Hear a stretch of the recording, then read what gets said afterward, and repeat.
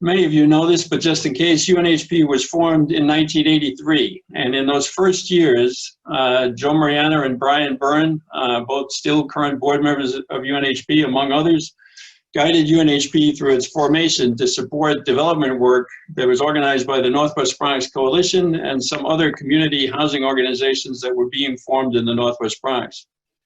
In 1988, we started a loan fund to support the reinvestment and anti-redlining work that was happening in the Northwest Bronx.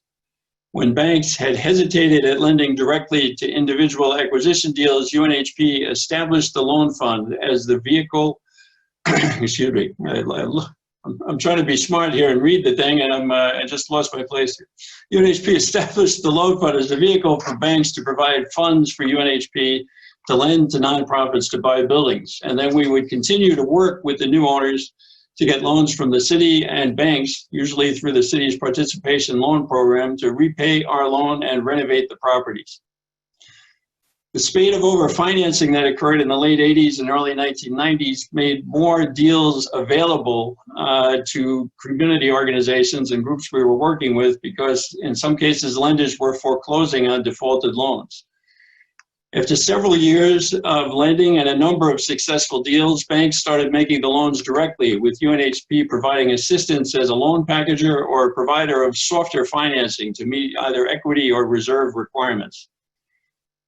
During those years, we built up a history of collaborative work with government, nonprofits, community groups, lenders, investors, owners, and private managers. This is not to say, and some of you on the call were party to this, it's not to say that there were no adversarial moments in some of these dealings, but there was a mutual respect developed that allowed us to develop relationships that have continued through today.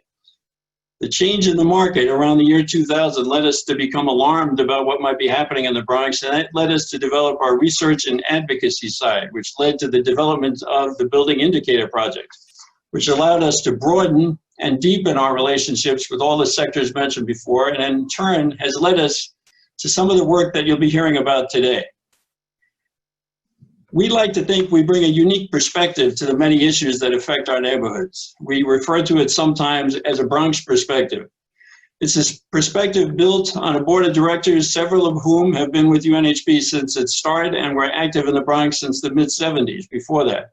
It's a perspective built on an amazing staff that is constantly looking to go deeper on issues and be more innovative in approach to issues of concern. It's based on input and guidance from neighborhood people who are committed to the improvement of the neighborhood, and it's based on our partners in the community, not-for-profit, for-profit, and governmental world. This webinar is really a throwback to the seminars that we used to have in the faculty lounge at Fordham University. At that point, we used to present a major report with a panel, and people would buy ads at the end of the report to support the organization. A few years ago, we decided to do more frequent reports, but we still needed a fundraiser. We didn't want to do a gala. We wanted to do something different and fun. And the idea of a fundraiser related to beer that would support a local business came together. We wanted sponsors, and someone came up with the idea of a pint glass with the donor's name on it.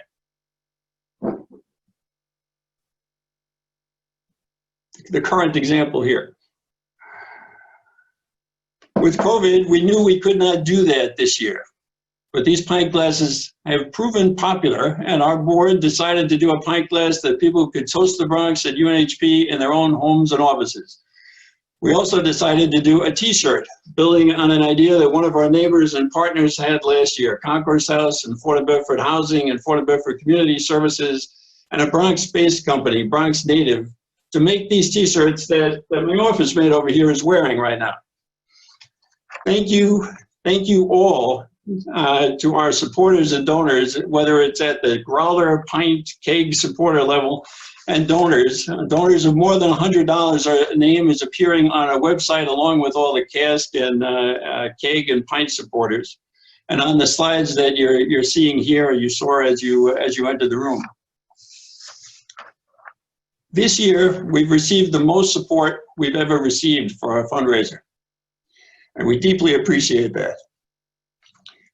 COVID hit the Bronx hard. It hit us hard. But we shifted quickly to deal with the changes COVID brought, and we have taken the lessons that we've learned over the years to react in the same way in which we can be most helpful to our neighborhoods. You'll be hearing more about that work, what we've seen, what we've learned, what issues we need to be prepared to address in the coming months and years. I'm almost done. During the presentation, I'm going to repeat something that I think I said at the beginning. We'll have everyone except the presenters on mute. And please ask questions in the chat function at the bottom of the screen. Caroline will be moderating it. If not, we can leave until the end of the presentation. If Caroline can't answer the questions, then we'll leave it until the end of the presentation.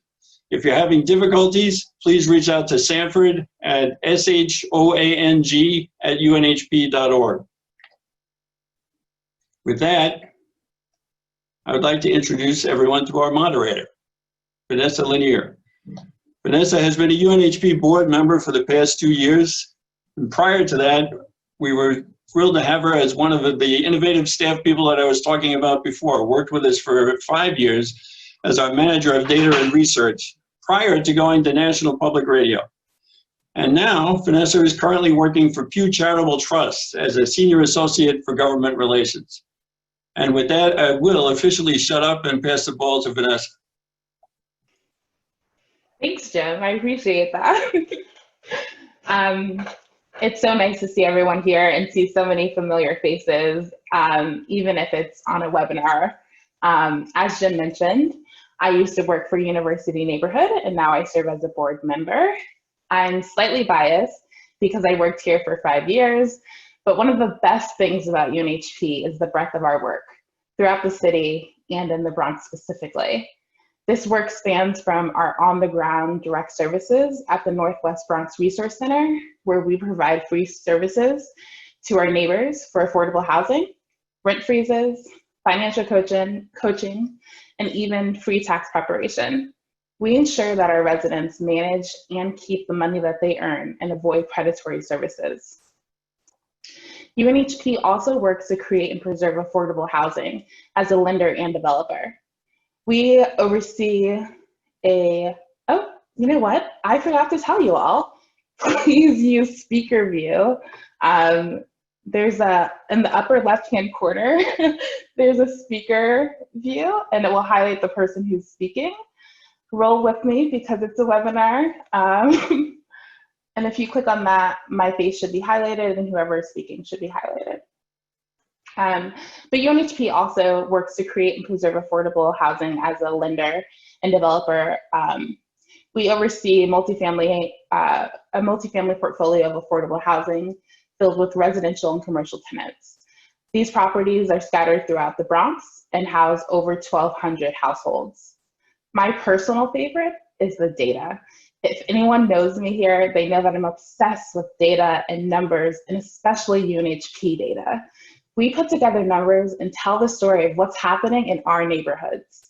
This is informed by the personal touches we have with our residents who use our services and live in our buildings, and it's bolstered by the incredibly large data sets we use from local and state agencies. This richness, this very important work and research that UNHP does makes us well positioned to tell the story of how the global pandemic has unfolded in the Bronx, how that extrapolates across the city, and what's needed to protect and preserve our neighborhoods going forward.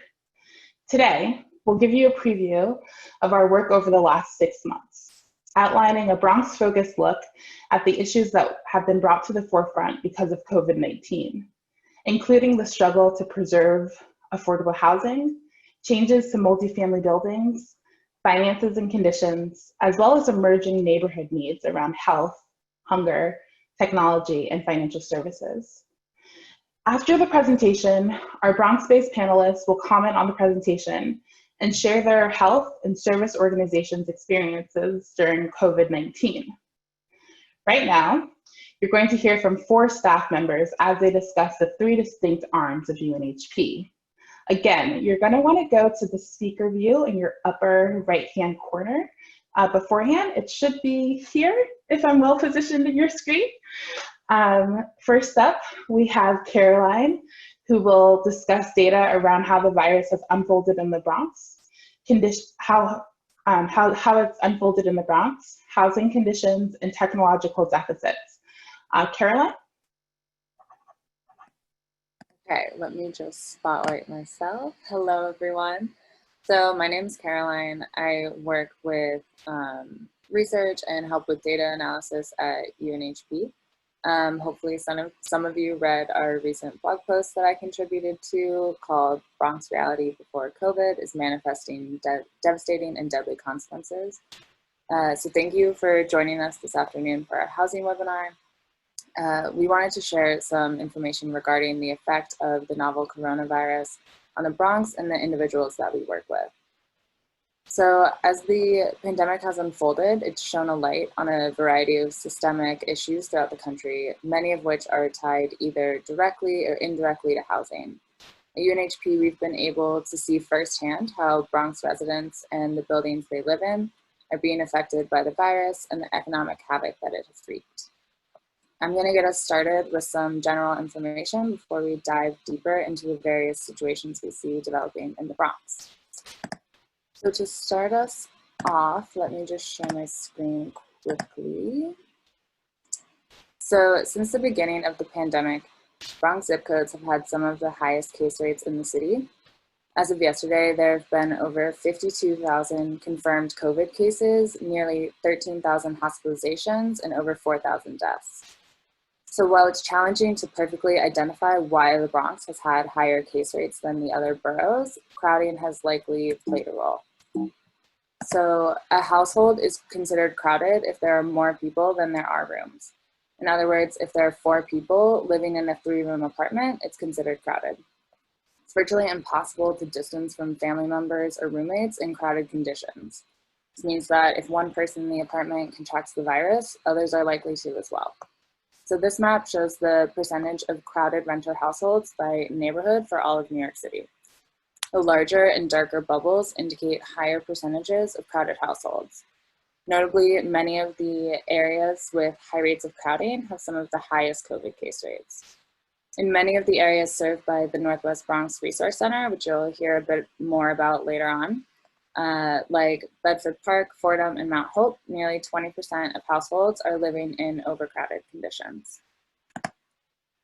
The Bronx not only has the highest case rate, but it also has the highest hospitalization and death rates among the boroughs. This falls in line with the Bronx's last place ranking for health outcomes in the state of New York. So environmental conditions have likely intensified the impact of COVID in the Bronx. Bronx residents are at greater risk from COVID due to the well-documented air pollution in the borough. Continued exposure to air pollution can lead to asthma, hypertension, heart disease, and diabetes. According to the Center for Disease Control and Prevention, all of these conditions put individuals at higher risk of severe illness from COVID-19. Poor housing quality also puts Bronx residents at greater risk. It's been shown to contribute to the spread of infectious diseases and respiratory infections, as well as an increased risk of chronic illness. As we're going to discuss later on, there is concern about the quality of housing declining as building owners struggle to cover costs. So lastly, I just wanted to touch on the digital divide in New York City, as access to internet and technology have become even more important in the era of social distancing. So recently, Deutsche Bank found that Black and Hispanic people are 10 years behind white people in levels of broadband access. And this digital racial gap is growing, and more than half of Black and Hispanic people could be underprepared for 86% of jobs by 2045. So I'm going to share my screen again quickly. Okay, so the Bronx has some of the highest rates of households without broadband internet access.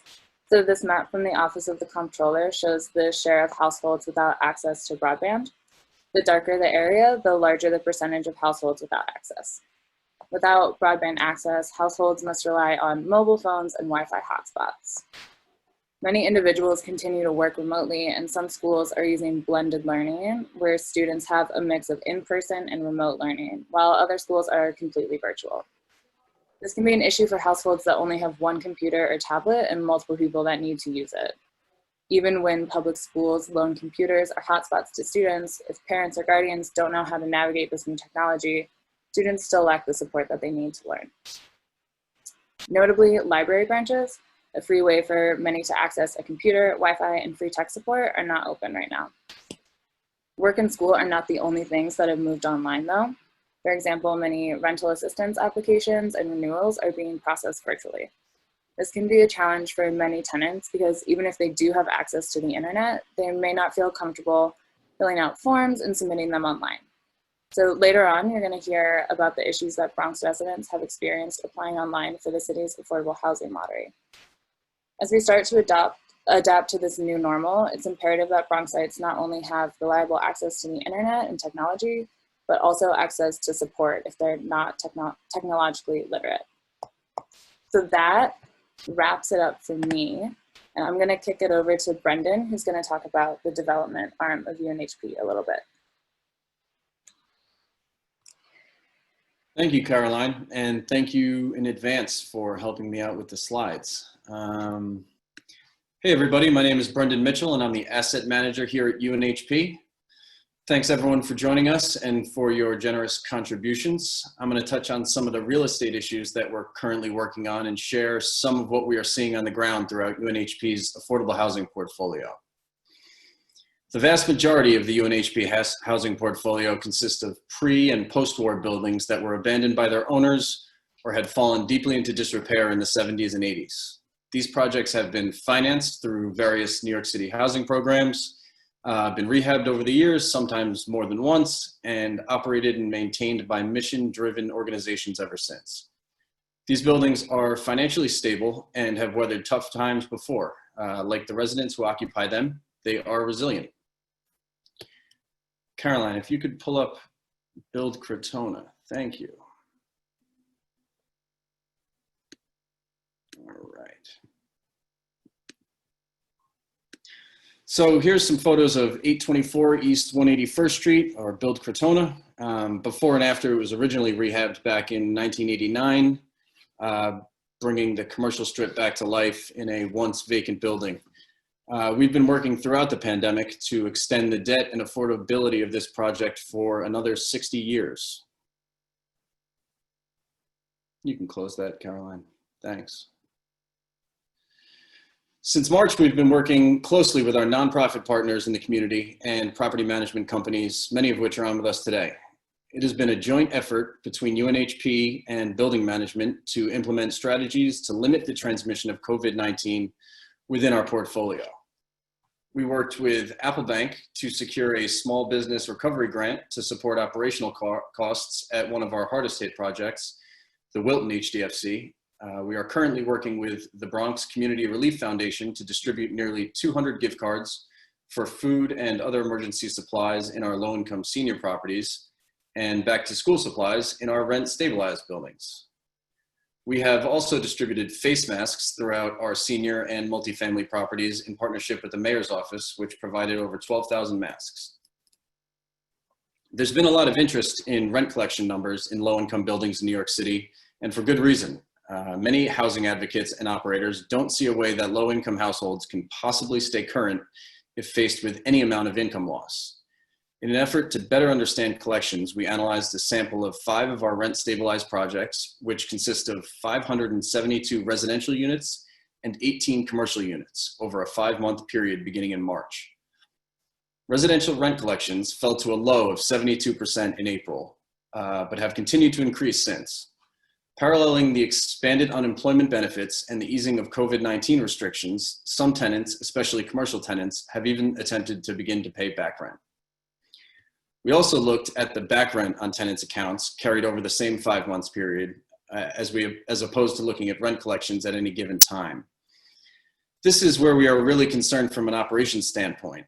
While rent collections have risen and some have even paid back rent, the buildup of rental arrears for commercial and residential tenants persists. Generally, we see anywhere from about a half a month's rent roll to 1 times the monthly rent roll carried over. Sometimes this number can be due to a tenant in court or a held up Section 8 payment, but usually that number does not exceed 1 times the rent roll.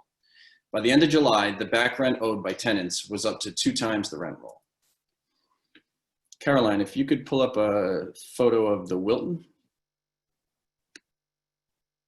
Thank you. Here's the Wilton HDFC, which I mentioned earlier, which is located on the corner of Tremont and Anthony Avenue, just below the concourse. This project was rehabbed most recently in 2015, and as you can see, there are a number of commercial storefronts, everything from a pharmacy to a phone store, a bodega, an accountant, a hair salon, and a check casher. Some projects have been hit worse than others, as was the case with the Wilton, where collections fell to 60% in April before heading back up. Commercial rent collections fell to 38% in May before heading back up. In cases like the Wilton, a project with 32 residential units and 6 commercial stores that went into March with a particularly high balance of back rent, the increase of back rent, which now stands at almost 4 times the monthly rent roll, is very concerning. This project has relied heavily in the past on the rent revenue from the commercial stores to cover operational expenses for the residential side and to keep rents low. We have tried to work with these commercial stores individually to understand the specific needs and identify a path forward. Residents in the community rely on these small businesses for a variety of things, and it's in the best interest of the community and the building to keep them operating. We plan to do everything we can to help them do so. Fortunately, this project has operating and replacement reserves established with New York City Housing Development Corporation, which we have not accessed up until this point, but we can't rule out as we head into heat season. Projects like the Wilton are fortunate to have access to reserves that it can utilize in a scenario like the one we're facing. However, the reality is that the majority of rent-stabilized buildings under private ownership are not well positioned to weather this crisis. Most of these buildings do not have access to reserves and typically have much higher debt service payments than those financed with New York City HPD and HDC. And as high debt leverage was the key to quick and lucrative profits in the private rent-stabilized market. This means that drops in rent collection of as little as 20% can lead to problems, putting these buildings at much greater risk of falling into debt and disrepair as ownership is forced to cut costs on reduced collections. Some private owners may have qualified for mortgage forbearance, but since these payments are going to be tacked on to the loan principal, they're likely going to begin evicting tenants who are behind on rent as soon as the moratorium is lifted. Section 8 payments have been coming in on time or early in some cases, and these vouchers have carried a lot of projects and families through this time of economic uncertainty. UNHP oversees about 557 units of project-based Section 8 units, and the collections have remained steady throughout the past 5 months. We have seen and heard firsthand a number of accounts where tenants were able to contact Section 8 directly and have their rent portion adjusted due to lost or reduced income. Another reason that we believe tenants were able to keep from falling too far behind is that the federal unemployment insurance boost allowed many renters to continue to pay bills while they were laid off or let go from employment. A major problem that we see looking ahead is going to be addressing the back rent without some type of intervention from the city, state, or federal government.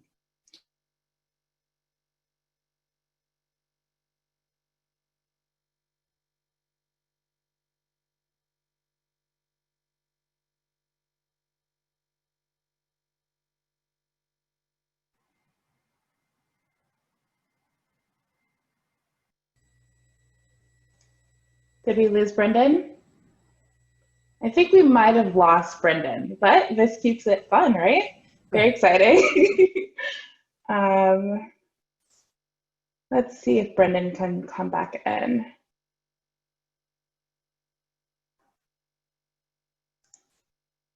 Income or jobs altogether due to the There we pandemic. go. You okay?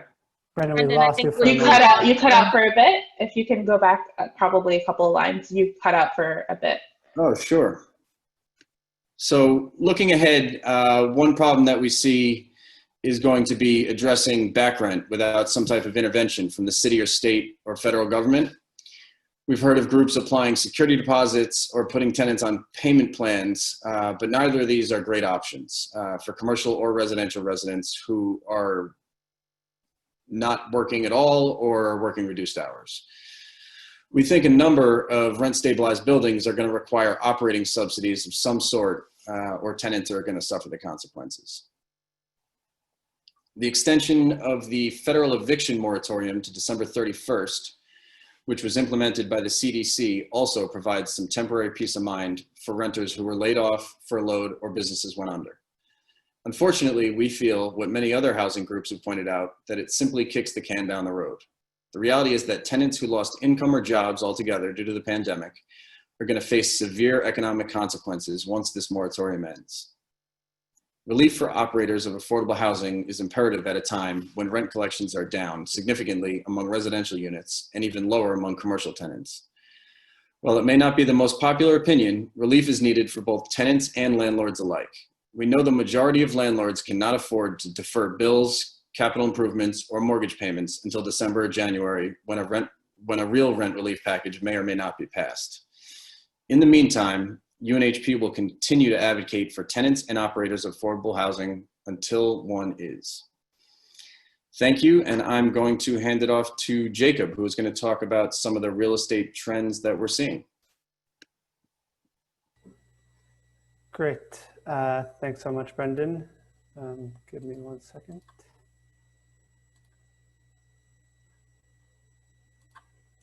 Great. So can everyone see me? I'll take silence as a yes. So hi everyone.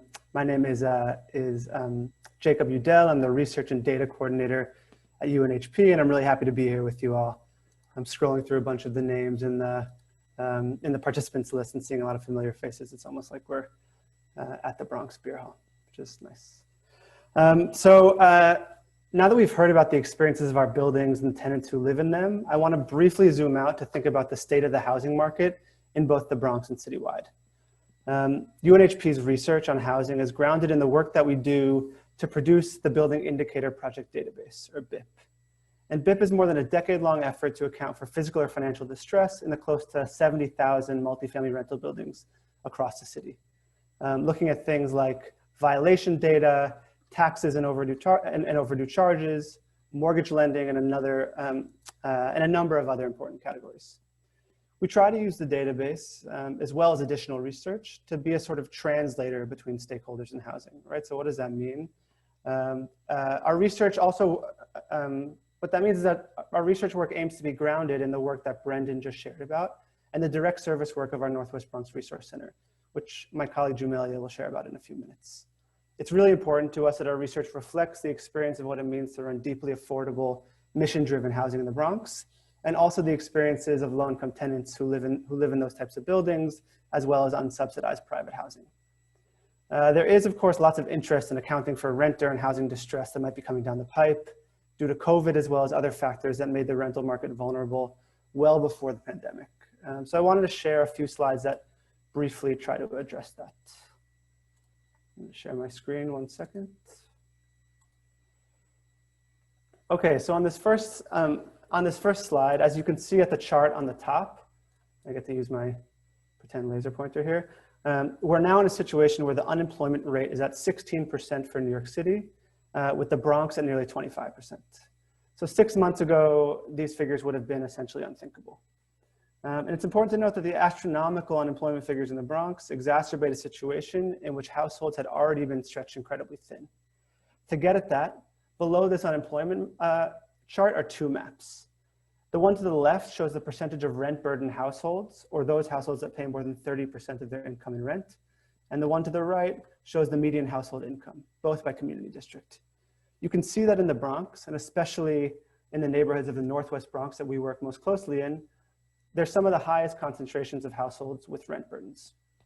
And while median household income for the entire Bronx is right around $40,000, again, in the neighborhoods that we work in the Northwest Bronx, average median incomes can be around $25,000 or $30,000.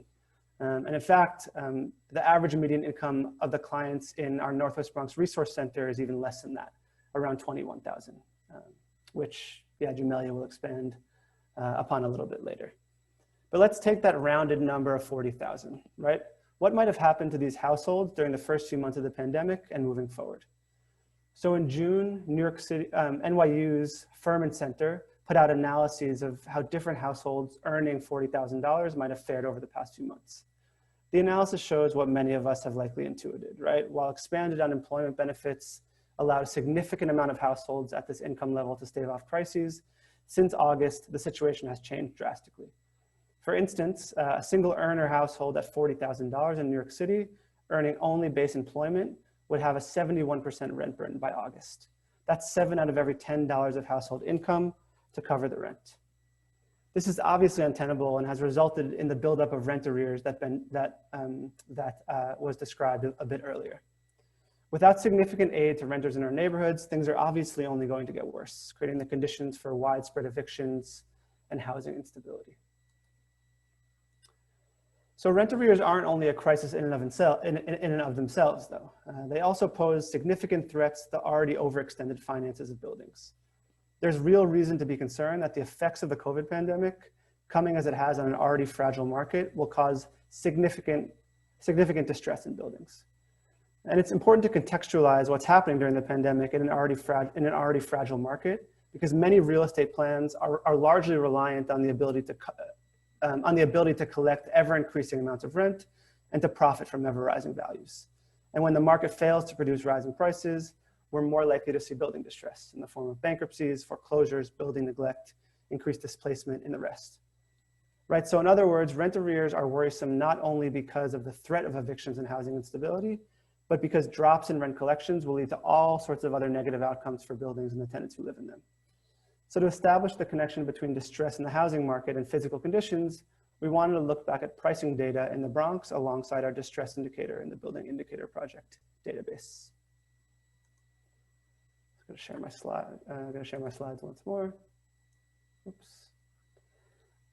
So on this slide, we have a chart that shows data on average pricing for multifamily rental buildings.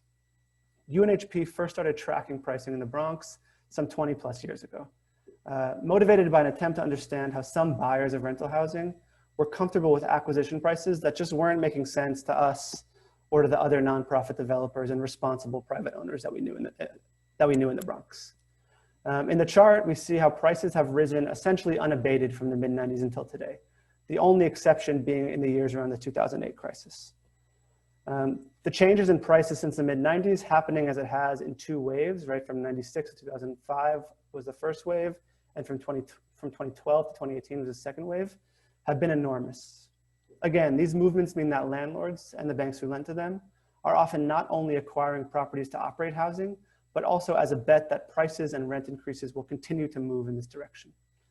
The assumption failed to come to fruition in 2008, which was basically the last time that we saw prominent foreclosures of rental housing and widespread upticks in distress, as captured in the BIP database. The chart on this slide measures that distress, showing the percentage of buildings with BIP scores that indicate properties likely or highly likely to be in physical or financial distress in the Bronx, at mostly quarterly intervals from the 12 years from 2008 on the left side of the chart to 2020 all the way to the right. What's important to note for right now is the clear uptick in distress around 2010 in the Bronx, which is in the circle right here. Following the 2008 crisis, as prices for rental buildings stagnated and even dropped, this clearly translated into an increased rate of the physical and financial neglect of buildings. And while we don't have the data here, it's worth mentioning also that distress in 2010 was significantly higher in the Bronx than in any other borough. This reinforces the notion that when the real estate market experiences a downturn, those at the lower end of the income spectrum, concentrated in the Bronx, bear the brunt of it. So given what we know about the history of the housing market in the Bronx, the question becomes, are we at this moment again? And without saying too much about the future, it's important to note that from the experience of our clients and our buildings, we're quite worried that the answer is yes. There's lots more detail to give and things to think through, right? What's similar to 2008, what's different, what tools we need right now to improve the way the housing movement faces up to this moment. But it's very clear that we need to be thinking about the effects of the COVID pandemic in terms of what it might mean for the buildings that house low-income New Yorkers, largely communities of color concentrated in areas like the Northwest Bronx and elsewhere across the city. So now to hear about the direct experiences of some of those clients, I'm going to pass it over to Jumelia, who is our program director at the Northwest Bronx Resource Center. Thank you, Jacob. Good afternoon, everyone. I'm the last speaker of this segment. So just a reminder that if you have any questions, please type them into the chat. And we will answer these questions at the end. I also want to encourage you to use the reaction button at the bottom right as a substitute to make up for not hearing people's voices and enjoying a pizza and a drink in Little Italy. So I will get us started with the reaction with a thumbs up, or you can use a clap. I just want to make sure that we can engage with one another virtually. So again, my name is Jumelia Abrahamson. I'm the Director of Programs at UNHP, and today I'm going to share the recent day-to-day experiences of our program users and collectively try to elevate their voices as part of the Northwest Bronx Resource Center. In addition to my narrative of our recent work, you'll be able to read some of the quotes and see some of the faces of our program users. So thank you, Caroline, for sharing that. And thank you to our generous donors in this year's fundraisers. We were able to offer 8 families, 8 gift cards to family so they can buy food and products at local supermarkets. So thank you for your support. UNHP Directly Service Arm offers free housing and financial services at our Bronx location annually. And over the past 8 years, UNHP has served 2,000 people a year. Pre-COVID, our program users were already vulnerable. New immigrants, low earners, small business owners who worked from home. And as previously noted, many Bronx households are rent burdened, and resource center families are not the exception. They spend most of their income on rent and often are doubling or tripling up to cover some of the basic necessities. This leaves very little disposable income or the ability to save and build an emergency fund. Over the years, the Resource Center has operated under an unspoken open door policy where people can book an appointment in person. Since March, all of our programs have been remote. We've had to rely on e-blasts and mass text campaigns, all in an attempt to alleviate some of the confusion around the extension of tax filing, the economic impact payments, better known as stimulus check, and all these other COVID challenges that we're trying to navigate. All of our program users have participated in financial literacy programs and have improved their credit and demonstrated personal financial management. However, even these families were struggling to stay afloat. In May, some of these participants were selected to receive a relief fund in collaboration with Neighborhood Trust and Humanity Forward. We were able to select 63 Bronx recipients to receive $1,000. And those are the pictures that you just saw now. So I felt it was important for you to see those faces and hear their voices in their own sentences and emotions. This pandemic has certainly increased the feeling of isolations individuals are going through. I mean, I think it's safe to say we've all experienced a version of it. However, when this isolation is multiplied by food and job insecurity, health concerns, fears of eviction, people feel rather hopeless. Our low-income communities are home to predominantly Black and Brown families that are silently hurting. In April, we made wellness call to 200 seniors, and they were just happy to speak to another human, not listen to another robocall announcement or voicemail recording.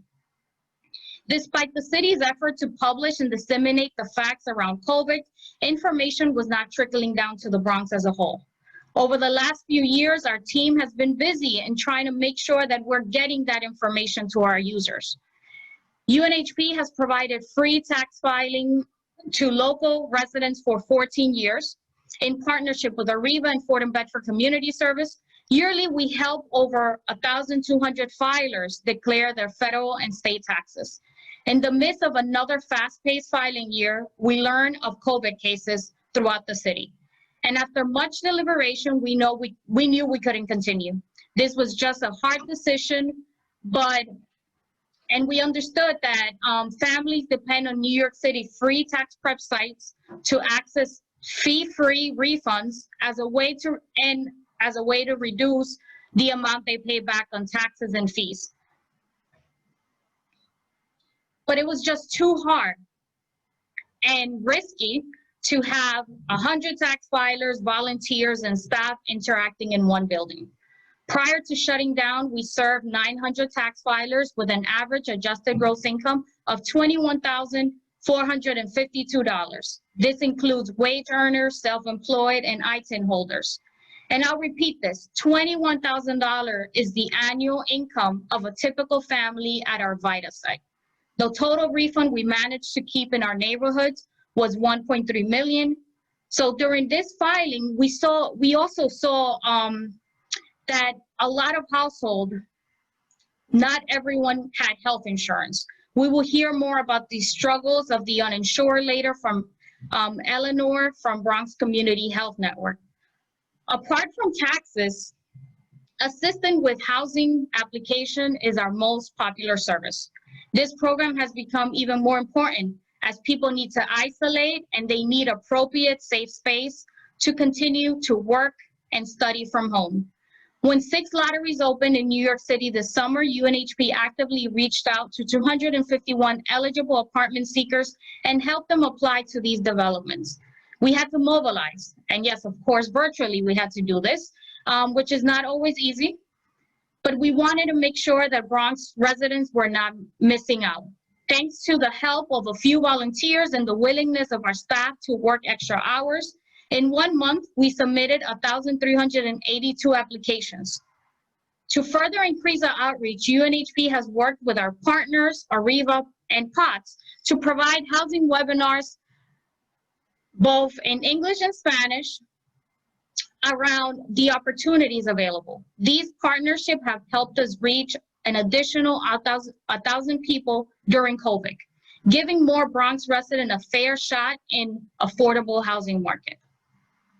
As we've heard throughout today's webinar, access and opportunity are without a doubt more available to those in position of privilege. And banking is another example of this in the Bronx. Caroline, if you can start the next slides.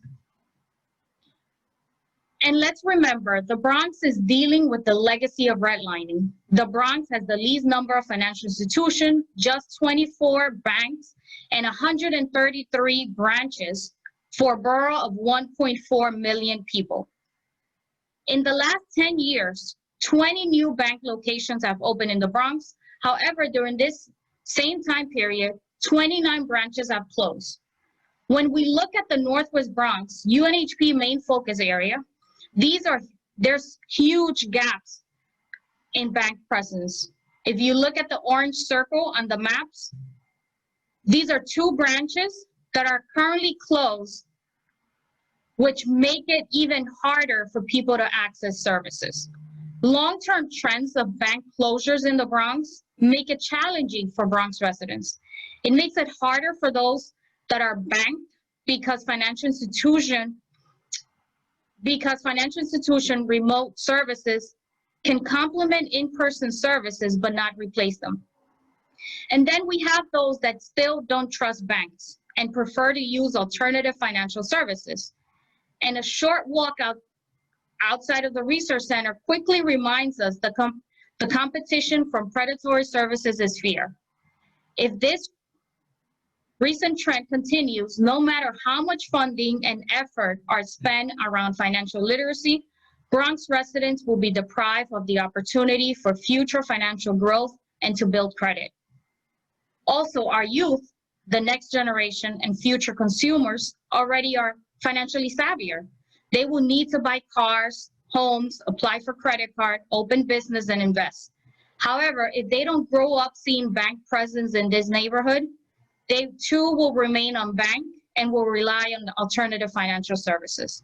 Banks have a responsibility to be in this community. The Community Reinvestment Act called for it. Collectively, we demand more. Banks must stay open and offer the right support and products.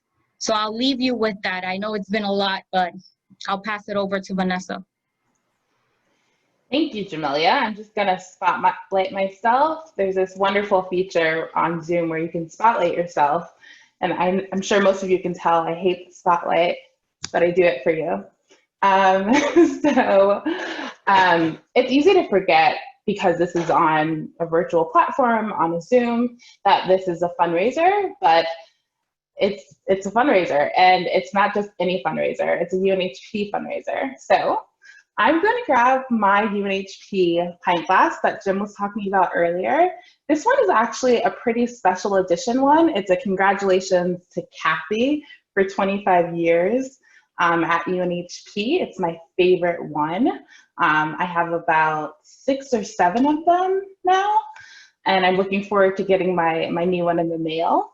So if you have one, grab it, fill it with the beverage of your choice. Mine is empty right now, but I'm waiting for my moderating duties to end, and then it will be filled. So Jacob, Jumelia, Caroline, and Jumelia, you guys just outlined what we talk a lot about at UNHP. We talk a lot about the Bronx difference. You all outlined how our residents, our buildings, our services face specific challenges. What tools and policy interventions do you think are needed at the federal, state, and local level to ensure Bronx-based recovery? Brendan, can we start with you? Sure, that sounds good. What's needed at the local, state, and federal level? Well, we did a blog back in April that touched on some of the things that we were hoping for on the local level in the way of operating subsidies, whether it be tax abatements or enhanced water credits or local law relief or just expansion of rent relief programs. Any of these things, you know, that we talked about could be put into place and really have a huge impact. Things like, you know, deferral or further abatement of water and sewer or real estate tax, you know, both of these charges already have abatement mechanisms in place. So rather than proposing, you know, something where the city would have to, you know, completely reinvent the wheel, you know, expansion of real estate tax abatements like Article 11 or the multifamily water assistance program, which already exists.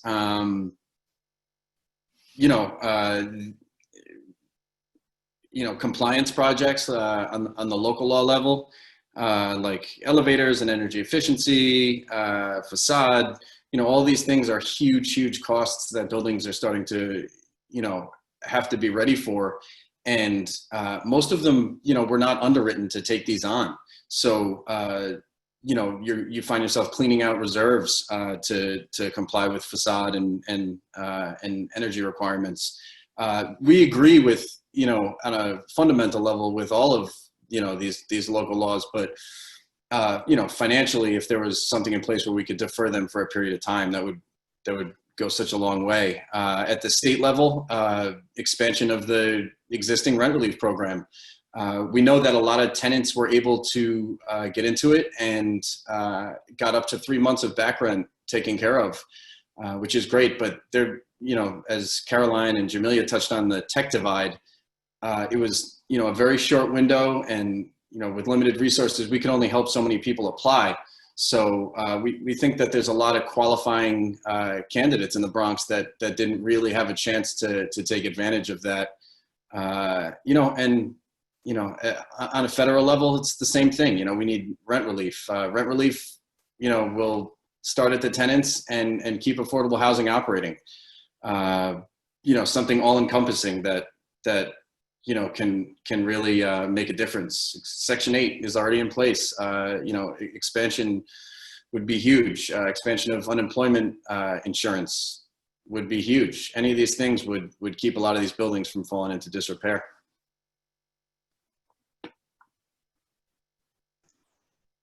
Thanks, Brendan. I'm actually posing the question to everyone who spoke. So Jacob, do you have any thoughts about what policy levers might be able to be pulled at the state, federal, and local level to ensure Bronx-based recovery?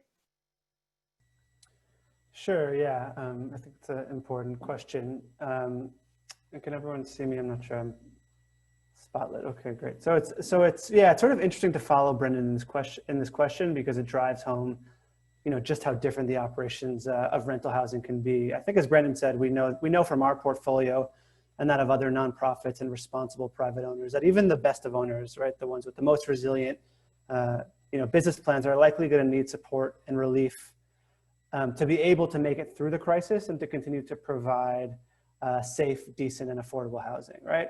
We also know that there's another subset of owners who have profited significantly off of rising prices as tenants increased their rent burdens and found different ways to make do by crowding apartments, emergency vouchers, and a whole bunch of other ways. And because of these processes, right, the buildings owned by this subset are much more vulnerable and likely to fall into distress with a changing market, right? You know, tenants have higher rents and will more quickly fall behind. Buildings have come into this crisis in worse condition because of years of neglect. Certain operating statements can have debt service that can equal up to 50% of net income, which if not paid after a forbearance, let's say, can, you know, trigger foreclosures. And we feel strongly that we also need tools to be able to intervene in that sort of housing. And that's going to require creative thinking and also lots of funding resources, which is for sure an obstacle given, you know, conversations around austerity and fiscal strain on the city and state levels. But specific things that we're thinking about in that way are easier access for tenants of neglected buildings to, you know, temporary administrators called 7A administrators, right, who would use all the rent money plus other funding to address, you know, physical issues. We're thinking about what a rethink of municipal foreclosure on buildings with overdue taxes and charges and long outstanding violations, would mean. That's urgent, I think, especially because the current way to do so, which is called the third-party transfer program, is currently frozen. And then also what acquisition funds look like to be able to meet the needs of intervening in an overvalued market, right? And also what, you know, capacity building and technical assistance would mean so that new alternative owners can crop up and help bring more housing under community control, as UNHP and so much, and, you know, and so many of our partners have done and continue to do. Ultimately, I think we're seeing an overcrowded and overvalued market that has exacerbated an event like this, an event like the pandemic. Our partners and us have wondered for a long time whether the values we've seen can continue. And while none of us want a crisis, we do understand that the rental housing business needs to be adjusted to allow for owners who can provide really safe and decent housing to participate, as opposed to being crowded out. And it's really incumbent upon all of us on the call and policymakers at the city and state levels to demand that in this moment. Yeah. I guess I'll add a few points, Vanessa, to that, because I think this question is crucial, especially when we are in this COVID reality, I guess, or at this moment, and we've been moved to utilize more remote services, like this webinar, which without technology wouldn't be taking place today. But now that we've heard these numerous issues that COVID has uncovered for some of our residents, we need to do more. And I personally feel that recovery for our residents needs 4 approaches and tools, as your question prompted. 1 is creative partnership from private and public sector. 2 is investment from financial institution. They must stay in the Bronx and should continue investing. 3 is more affordable housing is needed for all New Yorkers to be able to apply equally. And 4, higher paying jobs, because people were struggling and immediately were hungry as soon as they lost their job because they don't have enough income to save and to build. So it's just crazy to hear some of the stories, but and to imagine that we will live in a time where people on a fixed income, those that have retired or are disabled, are sort of better off because they have a safety net or stable income to rely on. So I just urge everyone here today and our networks to look at ways how we can be creative and come out stronger. We need to be creative about partnership and innovation so we can bring immediate relief and bring New Yorkers together. And I guess I'll leave it at that, Vanessa. Thank you, I appreciate it. You know, not only can I count on UNHP for dynamic and compelling data and visualization and storytelling, I've come to expect thoughtful and sometimes sobering advice on how to move the needle forward. So I appreciate the 3 of you commenting on that. I'm going to pause for a moment and check with Caroline. Do we have any questions that need to be entertained at this moment in the Q&A? No, I think we're good. Perfect. Thanks, Caroline.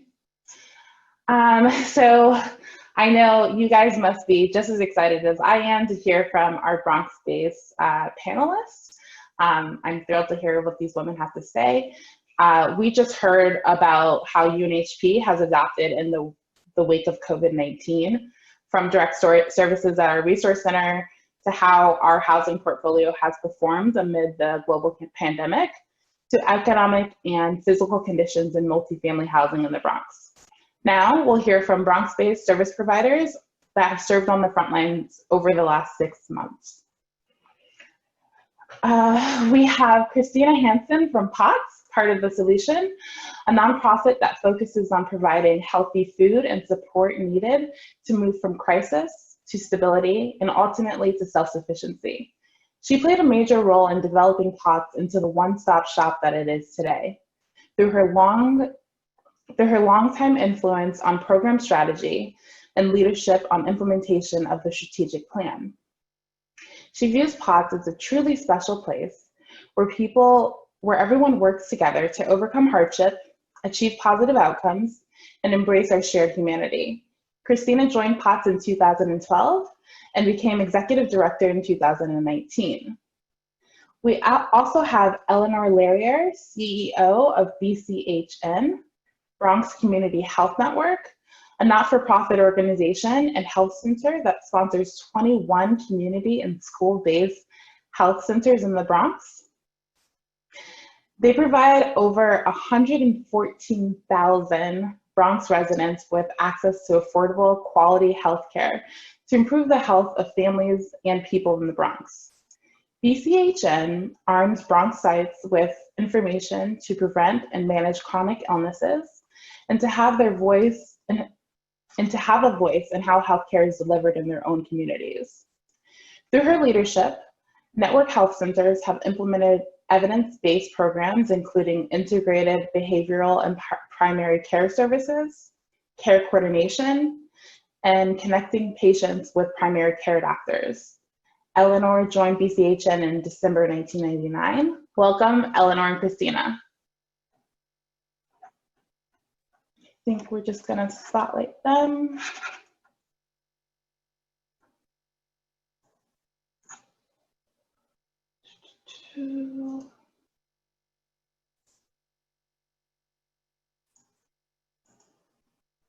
Okay, I assume you guys are unmuted, right? Eleanor and Christina, can I hear you?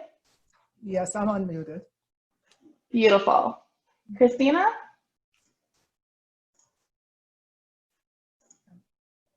Maybe. Good.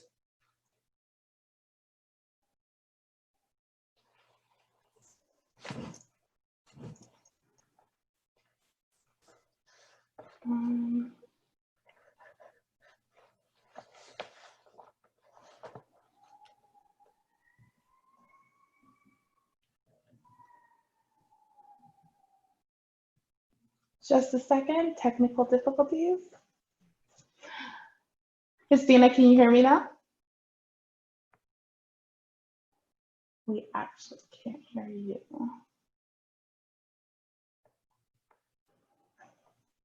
How about Christina, do you want to try logging back in?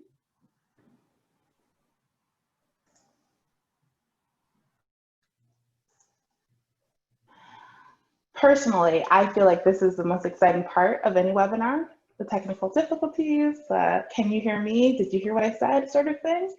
So I'm glad that we have a few of these moments. It gives me more time to be in the spotlight. Why not, right?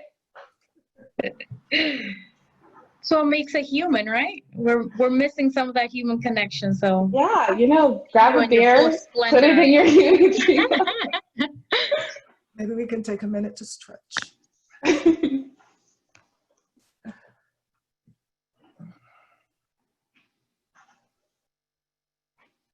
I just saw that Christina came back in. So yeah, Christina, are you with us?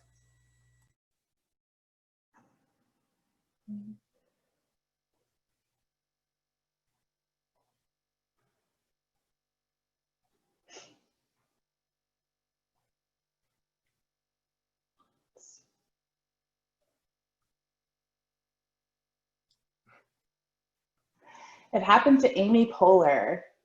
Well, I like to be in good company with Amy Poehler, and I think I saw Hillary Clinton in that little text too. Makes me feel very presidential, kind of. Vanessa, why don't we start with Eleanor, and then I'll help Christina. Great. So I'll pivot to, one second.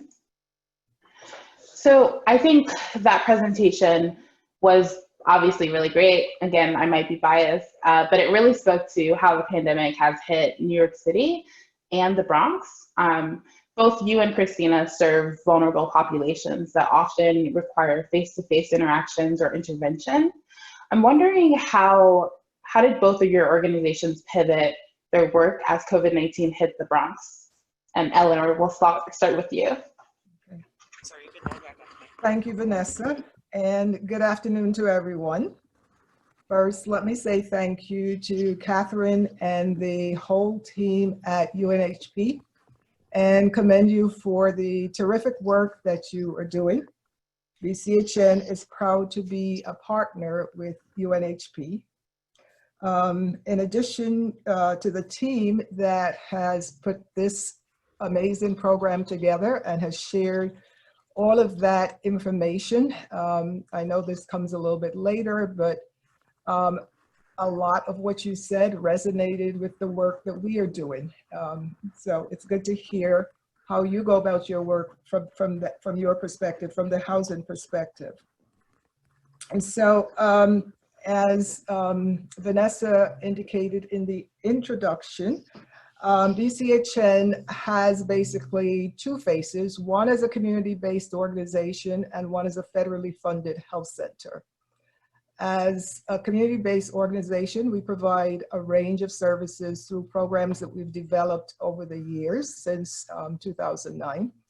We are primarily funded by the federal government, the Community Health Center program. And for those of you who are not familiar with community health centers, they are special places that provide a wide range of services regardless of any status, whether it's economic status or gender, etc.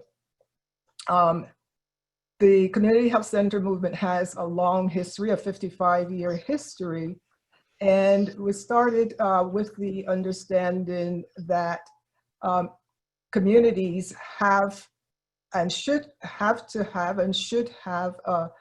a say in how healthcare is delivered in their communities and how their needs are addressed. And the conversations that we're having recently about social determinants of health, of course, as we go through the years, some of the same things that have been done before develop different names, different titles, but social determinants of health has always been a part of the community health center movement, which is not just providing medical care, providing primary care, but ensuring that those other services that are important for people to really take charge of their health and be able to control their health outcomes, such as housing.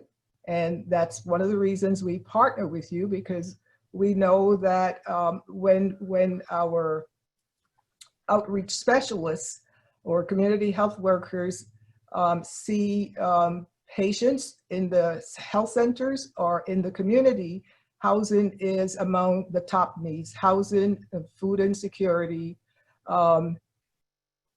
employment or access to jobs and incomes. So that's one side of BCHN. So the other side, the health center side, we partner with Garcia network, Promesa.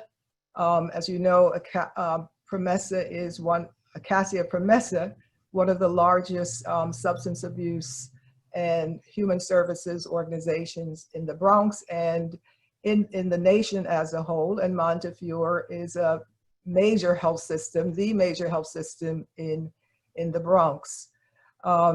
So if we talk about that side first, the pivoting there when the pandemic hit, had a huge impact, of course, on the number of patients that could be seen.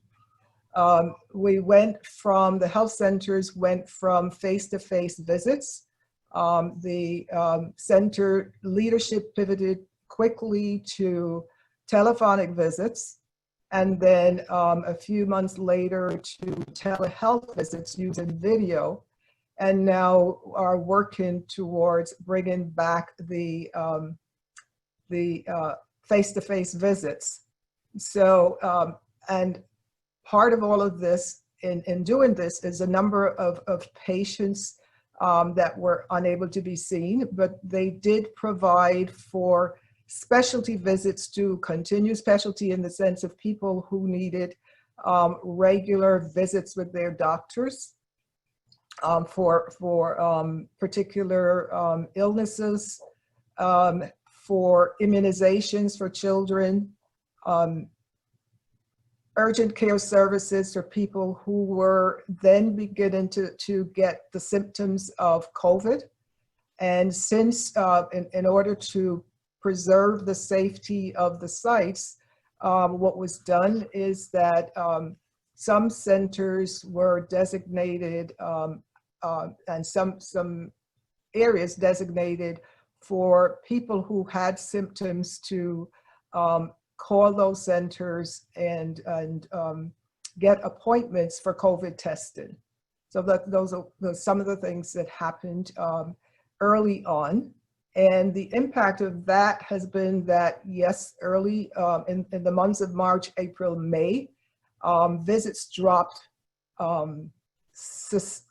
substantially. With the telehealth, visits began to go back up. Originally, part of the issue was payment for those services. Telephone visits were paid at a much lower rate. Telehealth visits eventually got to be paid at the same rate as the regular visit. But we are learning now, that even with that, there's still a huge deficit that health centers are facing. In terms of what comes next, there were several grants that BCHN received, part of the CARES package, the COVID CARES package.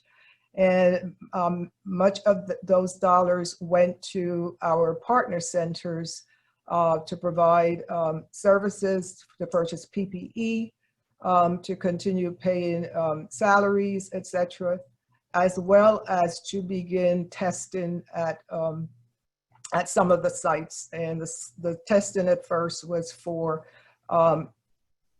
employees, and now later there is testing for patients. On the BCHN side, the community side, our programs include blood pressure monitoring at a senior center and expanded to a church. At the time that COVID hit, we were beginning to expand that program even more. And basically what we turned to were, again, telephonic visits. Our visits, our community interventions are not reimbursed. We are grant funded to provide those. So fortunately for us, we weren't hit. We were able to continue working with our clients, providing wellness visits, and in cases of programs like our Healthy Start program, which works with mothers and babies to make appointments for them to continue to provide the resources that we do, diapers, car seats, strollers, etc., and as well to do the education and the interaction with them. We also, because we could not see clients in the community, did a number of videos, educational videos that we could share with them, but continue to reach out to them, to speak with them, and to let them know that we are there to listen to them. So that's how we pivoted Administratively, we worked remotely from March 13th, and we continue to work remotely. So I'll stop. Don't want to not give Christina a chance to speak. Yeah, thank you, Eleanor. That's incredibly important. It's a reminder of how rapidly we all had to catalyze or to get ready in March to pivot virtually. It feels like March was 10 years ago now. I think, Christina, your technical difficulties have been addressed. So I'll pose the same question to you. How did POTS pivot their work as COVID-19 hit? Yeah, it was extremely rapid. That, you know, we were, as we all were, faced with COVID-19 in March, and POTS is a one-stop shop. We're very focused on serving people one-on-one. We have an extremely busy building that has around 800 people who come through it on a daily basis, getting showers and meals and food and meeting one-on-one with clients and doing a lot of talking and being in rooms together. And obviously that suddenly was not the way we could operate in a safe manner starting in March. So we very quickly, we made the decision that it was important to continue serving meals to the community. And in fact, you know, we were included on the essential list. So POTS did stay open for the purposes of serving food pantry and hot meals. The meals, everything though changed to being handed out at the door. POTS had a supermarket select style pantry, so you could come in and choose your food. That's no longer a possibility. It's still not. We hand out bags of food based on family size at the door. And then for lunch, we provide hot meals to go. For all of our other services, so we quickly transitioned to a telephonic model for our legal services and for our case management services. So our legal team does a lot of eviction prevention. You know, they also had to pivot in figuring out what does this mean now that courts are closed. I think it's probably the first time anyone in our group has worked when housing court hasn't been open, and understanding all of the different directives coming from different places and being able to transmit that to our community members. We also started doing all of our case management over the phone, and you know, we saw a rapid ramp up in services. You know, it took us a couple weeks to adjust, but after that adjustment period, we really saw an enormous number of people coming to both receive meals as well as calling. People who are new to the public benefit system, for example, and didn't really understand how to manage that process. Unfortunately, we also saw people at POTS who came and said, you know, we'd hand them a sheet of paper with a phone number if they needed access to services, and they said, we don't have a phone, or we don't have internet access, or, you know, and then at that point, wasn't much that we could say other than sorry, which, you know, was hard for our staff to do. But we have recently started doing work outside, case management style work, both in our parking lot, and we have a little kiosk that we built right outside our building where we're doing direct service and intakes on the street. I think everyone's happy to have a little bit more connection with our community members than we did for a little while, because that's really the culture of POTS, is to have that one-on-one in-person interaction and you know, recognize the humanity of each and every person. So we're happy to be able to start inching back towards that. Obviously it'll get cold at some point and we'll have to figure all of that out all over again, but that's where we are now. And we were able to serve, we served 20% more people through our case management program. So I think that was around 7,500 people through the spring. And we served, we think this year we'll end up serving around 2 million meals versus 1 million last year. So we saw a rapid increase in the amount of food that we served. Wow, we are so fortunate to have such dedicated organizations that responded so rapidly and really answered the challenge in front of us. So the presentation that UNHP just gave, it covered a lot of information, from housing to housing conditions to the more tenant-based side as well. I'm wondering what resonated with each of you from the presentation. Christina, can we start with you? Sure, absolutely. So For me, it was really interesting to hear some hard data on what's happening in the rental units around our community. We are getting calls from people who are behind on their rent, and we hear from the renter side, but it's hard to get a real sense of the broad impact across rental units from our standpoint. So that was really, it was important to hear. And it also resonated that we spoke directly with some clients who received the $600 unemployment and also the stimulus check, and some clients who did not receive any of those things.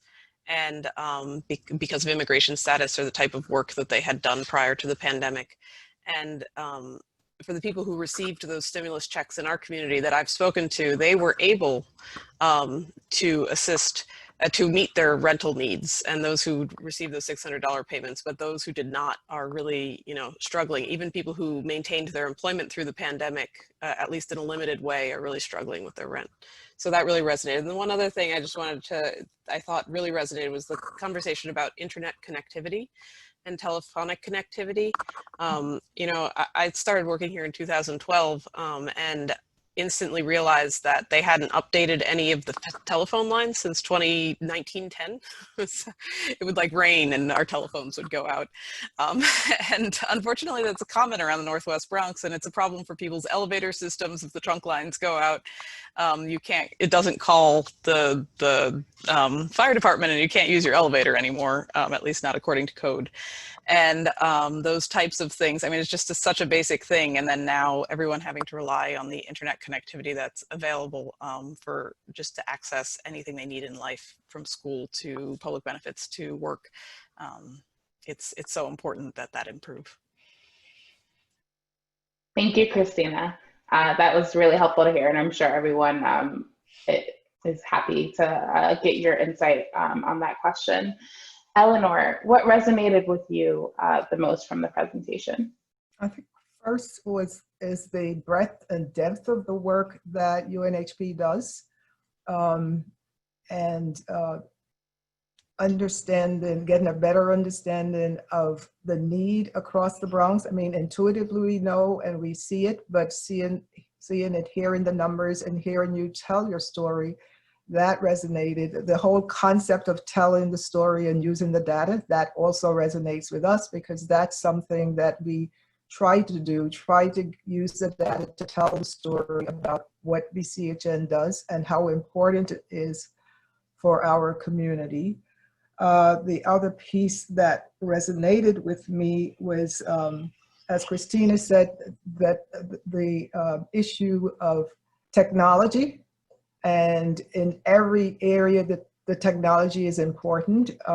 As we pivoted to telephonic means of communication, having to spend a lot of time to educate patients in the health centers, that was something that was done, and clients in the community that we work with, of how to best use, or how to use the technology effectively to have visits with their doctors, but also to be connected to the resources that are there, to be able to complete forms. I mean, I think even for me, sometimes you go on a site and it sends you here, it sends you there, and for people to be able to get familiar with this, although it is encouraging to hear that while we think that seniors are the ones that are not necessarily using or want to use telehealth,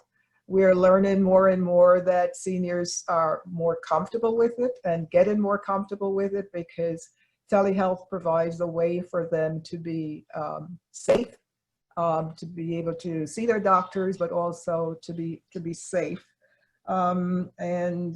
Let's see, there was one other piece.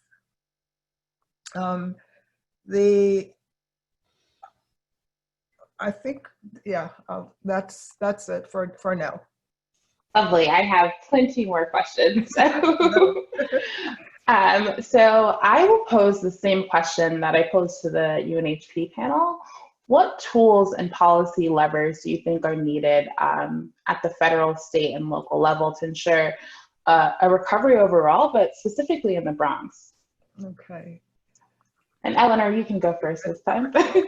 So tools and policies, I think from the health perspective, the most important thing for me is, and I think for the country, is a unified, consistent policy on prevention of COVID, policy on testing, and on tracing. I think until we are able to do that, we are going to be living in fear of this. There is the talk of the vaccine.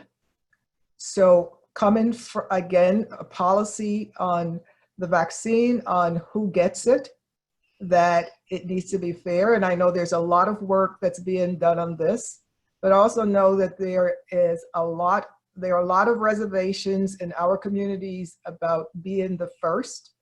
And my hope is that in an effort to correct what are the disparities that flared up and that everyone saw that were exposed, that in an effort to bring the vaccine out, that we in our communities, Black and Brown people, are not the ones that are going to be tested first. So a policy that is fair, that addresses equity, but also does not manage to traumatize our communities even more. The other piece, again, is, of course, the technology, broadband access, technology, not just for health, but for schools, for parents who are working at home and are also trying to work with teachers and their kids. And to be able to do that, I know the city was able to distribute laptops, etc. But what happens when they break? What happens when you don't have someone at home that can help with that? So I think a job strategy that addresses technical assistance in our communities, but also, as Jumelia said earlier, something that is creative, a creative job strategy so that people can work, whether it's working from home, because there are a huge number of people who are now unemployed and are going to continue to be unemployed for a while. And of course, then the other piece that I think that should be coming out of the federal government is a financial recovery plan with adequate unemployment insurance and jobs as part of that. So those are the things that I think are very important at this time. Thank you. It's an important reminder that it has to be a multi-pronged approach, whatever the vaccine is, whatever the different things that we use to approach the pandemic. Christina, same question for you.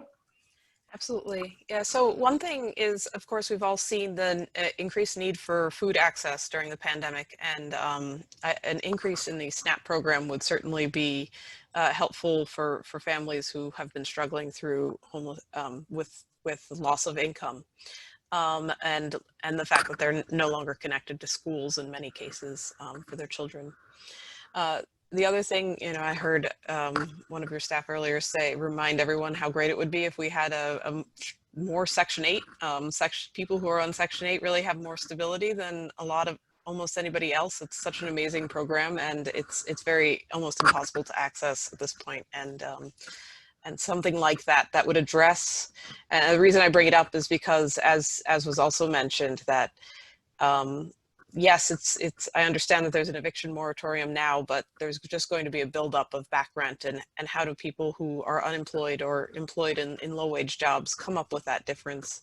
Or how do we come up with that as a community? And it's difficult to think about that possibility. So some kind of coordinated strategy around housing and food that addresses the need for the fact that rent has not been is in arrears.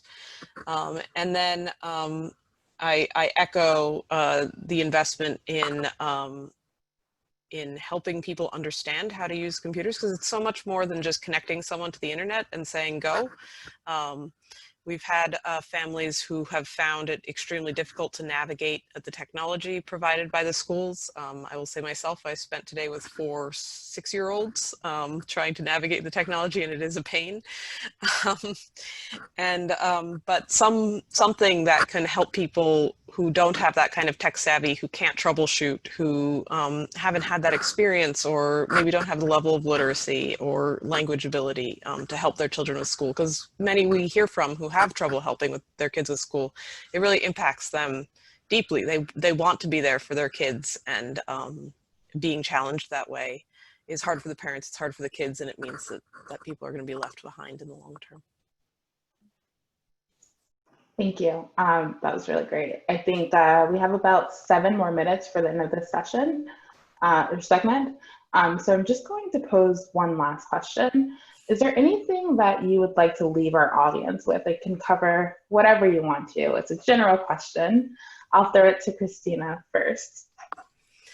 Great. So one of the things that has been very positive for me during this pandemic is seeing how people have come together in so many different and new ways in order to address the needs of their neighbors, the community, the Bronx. We've seen a lot of coming together, both by our clients helping each other out. Maybe somebody is elderly in their building, they'll come to POTS to pick up food, or they'll help them navigate a process or make a recommendation, or families coming together to try and solve problems. And then just the amount of support POTS has gotten to help its neighbors has been very nice to see. There has been a really positive outpouring and connectivity and building of community during this time, even though it's been so hard to actually be in the same place as one another. People have been finding ways, and that's really been nice. Okay. So for me, I think it's important to note that in spite of all the problems, in spite of the fact that the Bronx has so many cases and is leading in all of the wrong indicators, I think we all need to remember that Bronx residents are strong, resilient, and as Christina just pointed out, I've always heard that Bronx organizations and Bronx residents in general share more than the other boroughs. They collaborate more. So I think that is important. I also think it's important to say that today is National Voter Registration Day. To me, it's kind of late in the year to do a National Voter Registration Day, but how important it is for everyone to be counted in the census. And unfortunately, opportunities are ending soon. So whatever we can do to have people complete the census, have people register to vote, and have people vote, because I think we all know that at this point in the nation's history, we really need to do our civic duty. And so that's what I would like to leave. Okay. Thank also, you. That was, yes. Sorry, go ahead. Okay. No, I also wanted to share that in one of the things that BCHN has pivoted on is also in helping to deliver food to folks in the Bronx, clients that are food insecure, working with Project Bravo. And it's so good to have this gathering here where those issues are represented. Thank you both. This feels almost like a personal conversation. I almost forgot there was an audience here. So thank you guys for answering my questions. It was really great to hear your distinct point of views and hear what you guys think is needed to move the needle forward in the Bronx going forward. Thank you both for being here. Thank you. Thank you. Thank you. So as we begin to wrap up the webinar, it's my pleasure to introduce John Garcia. He's no stranger to the Bronx or to a UNHP fundraiser. He's also a fellow board member and executive director of Fordham Bedford Community Services.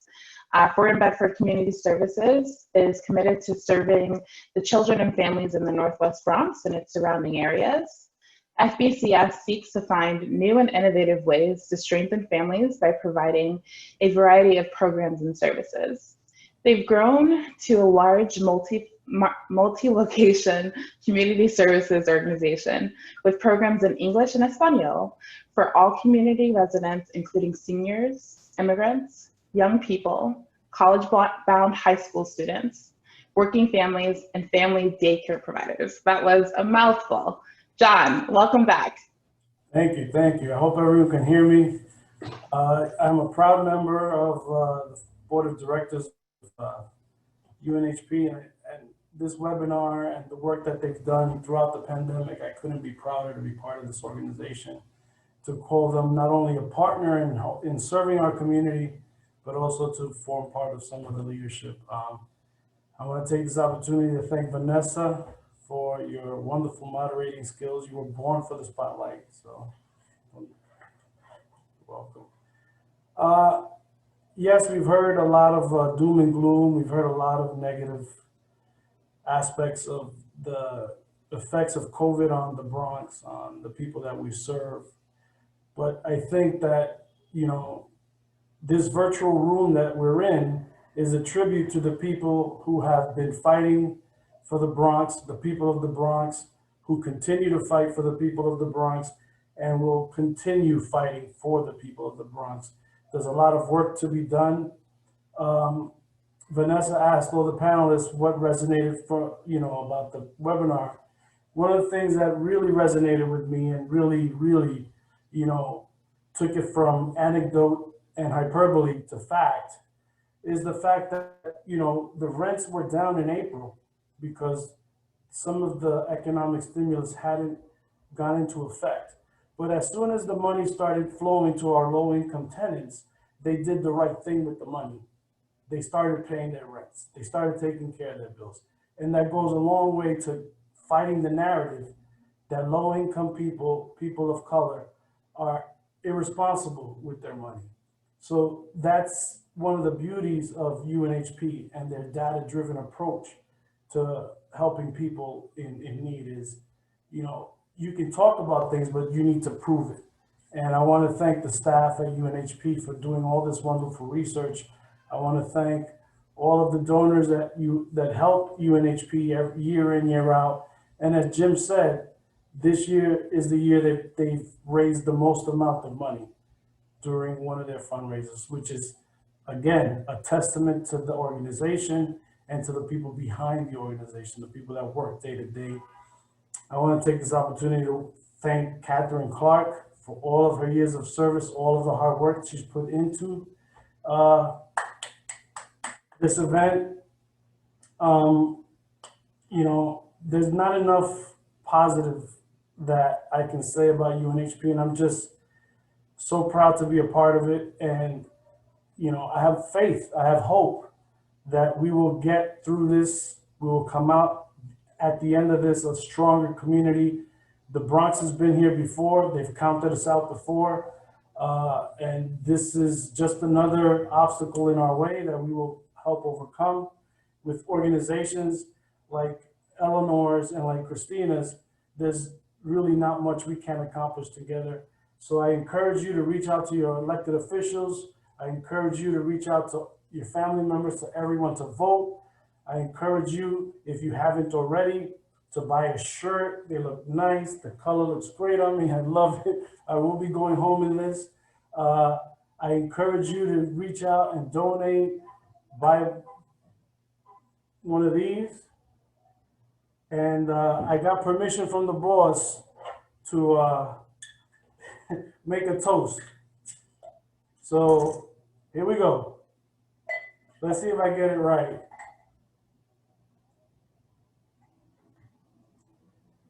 So here's to UNHP.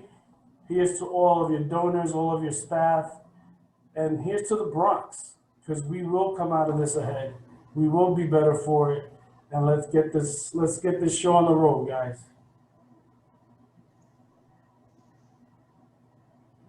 Salud, dinero y amor. Thanks, John.